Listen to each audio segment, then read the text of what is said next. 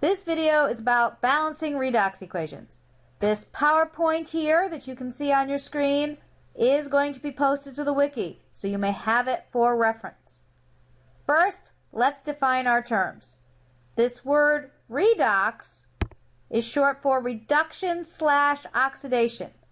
You cannot have one without the other. Both happen at the same time.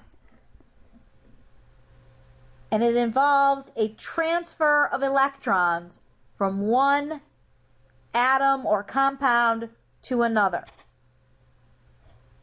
The thing that's gaining the electrons is being reduced.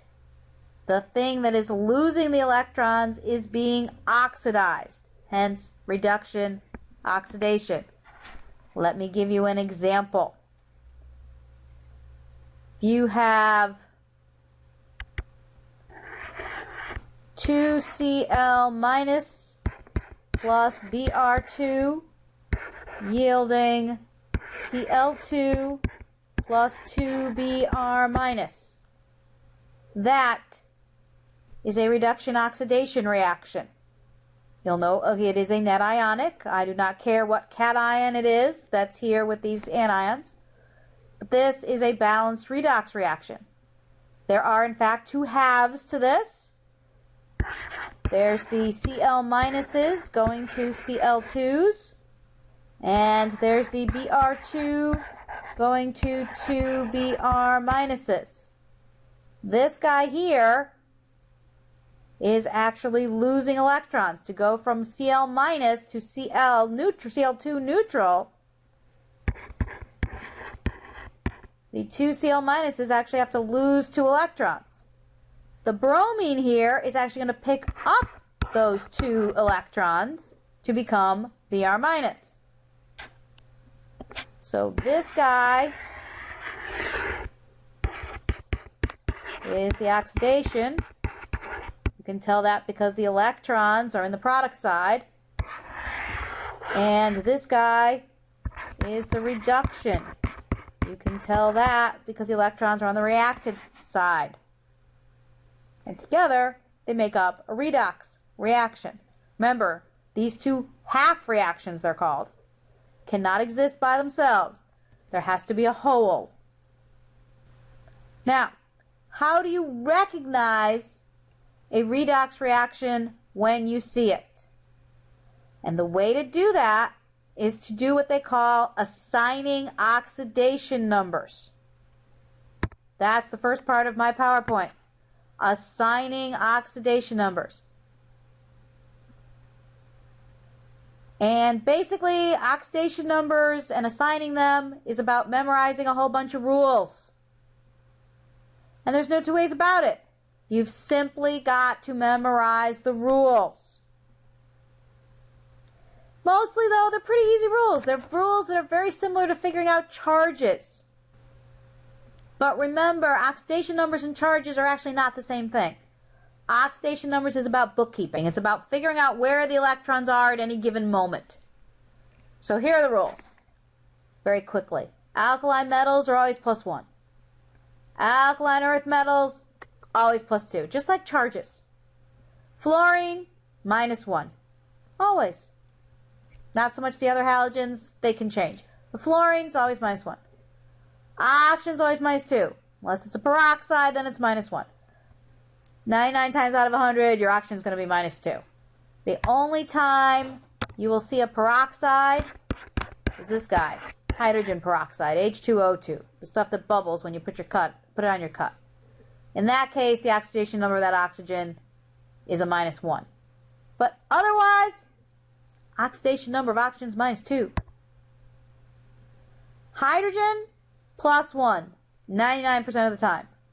Unless it's in this thing called a metal hydride. That's where it's an H- instead of an H+. Then it's a -1. You'll recognize that because the H is over in the anion position, not the positive position. But for the most part, +1. Here's where we get a little harder. An element in its most stable state, oxidation number of 0. Okay, don't forget your diatomics. Element by itself, oxidation number 0. An ion, a monatomic ion, i.e.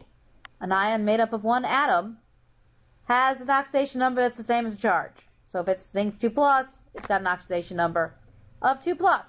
So far, so good.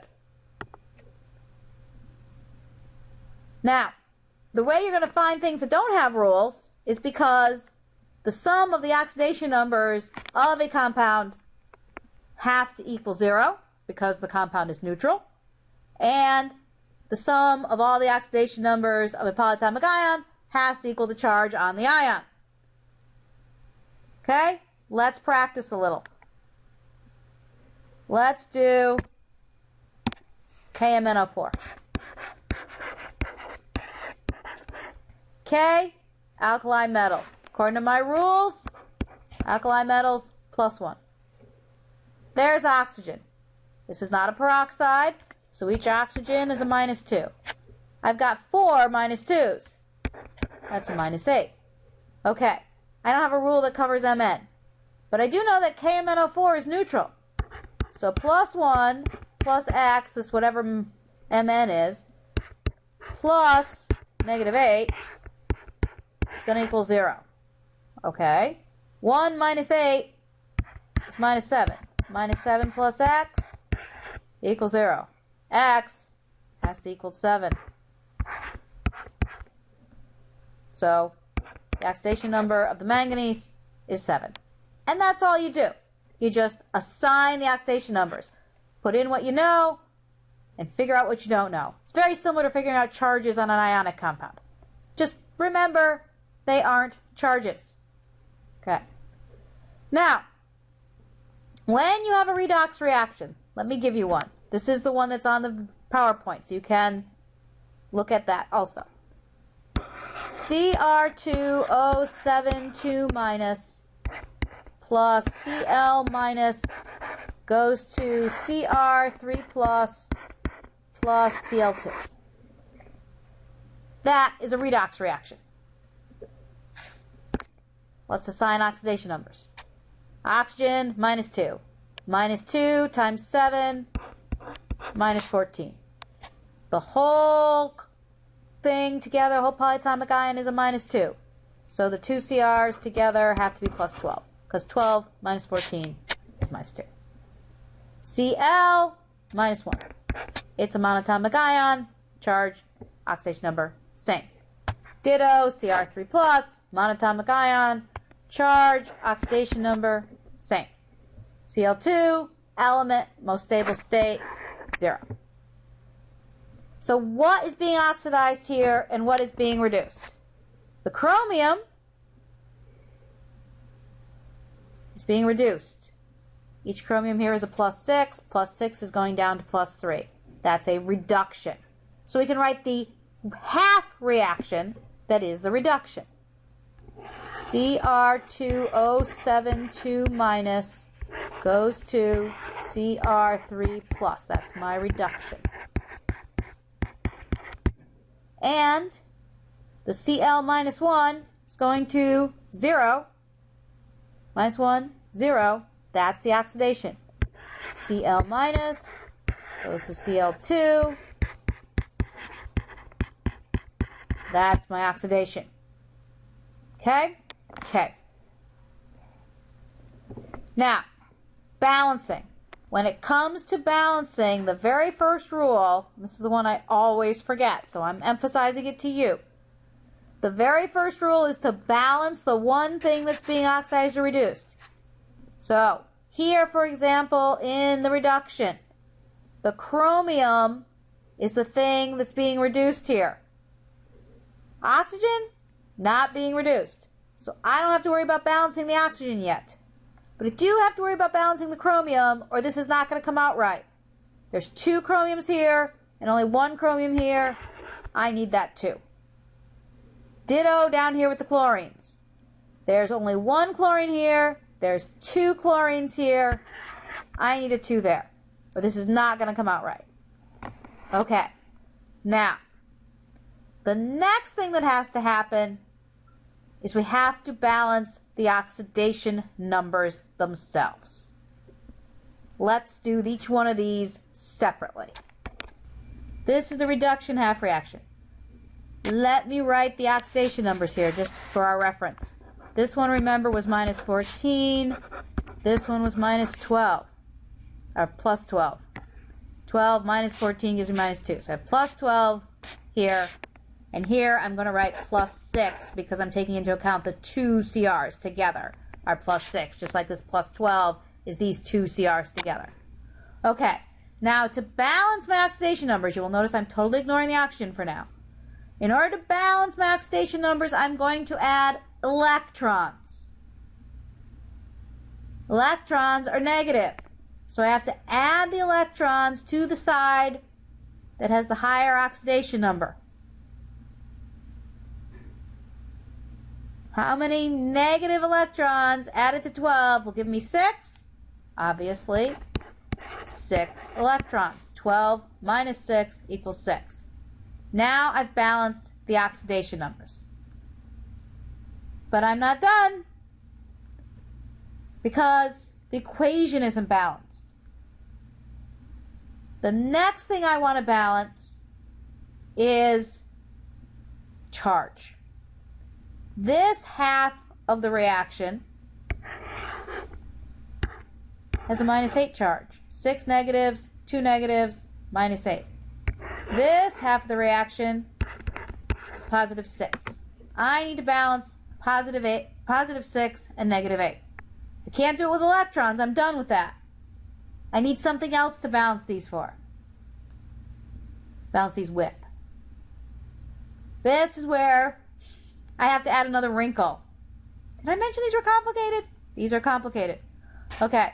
A redox reaction happens either in base or in acid. I have to tell you whether you're in base or acid. But this is where they happen. If they happen in base, as you know from the last video, I have a lot of OH minus ions floating about.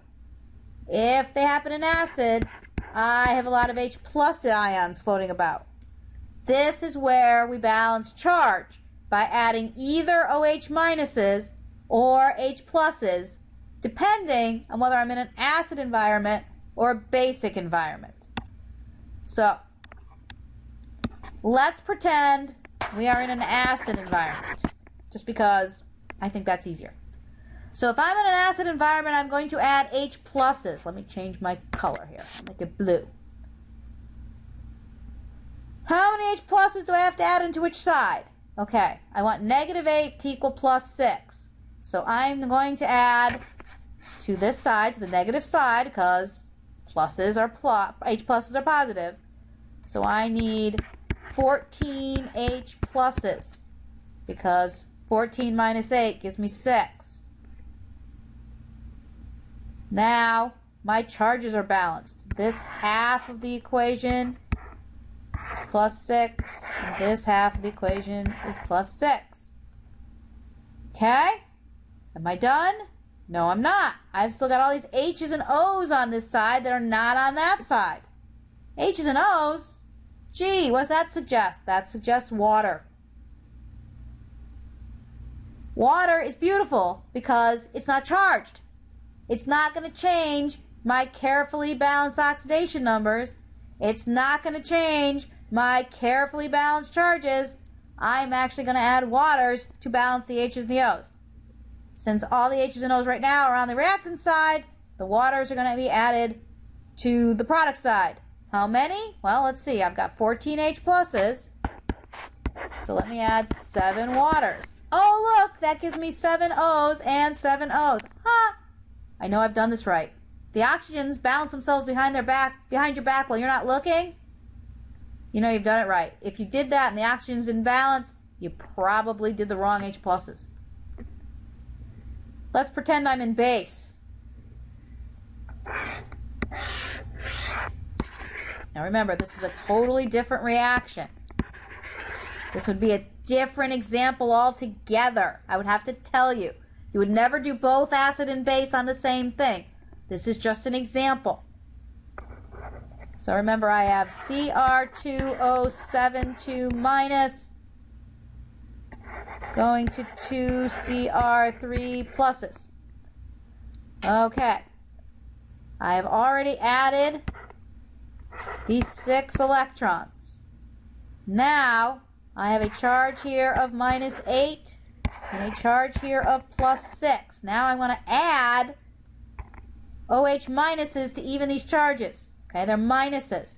So this time I'm going to add them on this side to bring the 6 down to -8. So that would be 14 OH minuses. Now the waters would be added over here, 7 of them, to balance 14 H's, 14 H's. And oh look, 7 O's and 7 O's, 14 O's, 14 O's. So that's the way you would balance if it were in base. This is the way you would balance if it were in acid. It's the same thing, it's just whether you add H pluses or OH minuses. Okay. Now, remember, this is only half the reaction. Let's stick with the acid just so we don't get confused. We've got our half reaction. 14 H pluses plus 6 electrons plus Cr2O7 2 minus yielding 2 Cr3 pluses plus 7 H2O. Is that balanced? 14 H's, 14 H's. 2 Cr's, 2 Cr's, 7 O's, 7 O's. 14 minus 8 is 6. 6 positives, 6 positives. This half is balanced. If the half isn't balanced, you can't go on. This half is balanced. Now remember the other half of this, way back a couple pages ago here, was this. 2 Cl minus 2 Cl minus goes to Cl2. Now this one you'll note isn't going to have anything with H's or waters or anything else because I've only got the Cl's. I have no extra H's or O's or anything I'm going to have to balance. The only thing I have to do to this side is add the electrons. So this guy is a -2 oxidation number, counting the 2 Cl's. This guy is a 0 oxidation number, so that's 2 electrons. Now, I want to take these 2 half reactions and add them up into a whole. The one trick about that is the electrons have to cancel. I have to have the same number of electrons on the left as I do on the right, because I can't buy a bottle of electrons. Everything, all about the electrons, has to be internal. It has to all cancel itself out within the one reaction. So just like in math, I can do anything I want to an equation as long as I do it to the whole equation. So I'm going to multiply this whole thing by 3 and give me 6 Cl minuses yielding 3 Cl2s plus 6 electrons. I'm allowed to do that. It's still balanced. But now, these 6 electrons can cancel with these 6 electrons, and I can add these up and say 14H plus 2, 6 Cl minuses. Be careful about that. 6 Cl minus, and it doesn't really matter what order I put them in as long as they're on the correct side of the arrow, plus Cr2O7 2 minus goes to 2 Cr3 plus 3 Cl2 plus 7 H2O. And look, I'm balanced. 14 H's, 14 H's. 6 Cl's, 6 Cl's. 2 Cr's, 2 Cr's. 7 O's, 7 O's. And if you figure out the charges and everything else, I'm still balanced. This is my balanced redox. Now it is true that if both halves had H pluses and waters, you could actually cancel. If there was like a 2 waters over here, you could cancel that with those 2 and leave yourself with 5. Anything like that would be doable, just like if you were adding equations together in math class. But there it is. there's my balanced chemical equation. That's redox in a nutshell. It's long, it's annoying, but if you go slow and follow the steps, you can do it. Don't worry, we'll do plenty of practicing in class. By the way, if you look in your book, they actually teach you a different way to balance these. It's actually backwards of what I just did. They add the waters first and the electrons last. If that makes more sense to you, by all means, go with that. I personally think this way is easier, but totally up to you.